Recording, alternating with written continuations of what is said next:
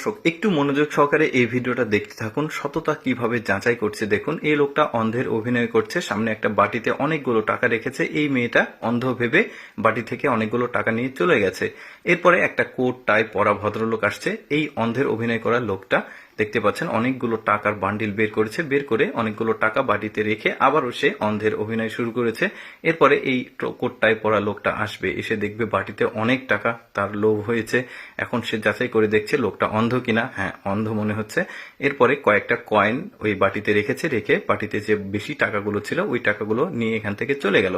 এই ব্যাপারটাও সে খুব ভালোভাবে অবজার্ভ করছে, দেখুন কিভাবে সততা পরীক্ষা করে। এরপরে আরেকটা ভদ্র মহিলা আসছে, হাতে ফাইল আছে। তো লোকটা আরো কিছু টাকা বের করে বাটির পাশে রেখে দিয়েছে, এর আসলে সততা পরীক্ষা করবে। তো এই মেয়েটা এসে দেখবে যেখানে টাকা পড়ে আছে কেউ নিয়ে নিতে পারে এই অন্ধের টাকা, তো তাকে সুন্দরভাবে দিয়ে দিল হাতে।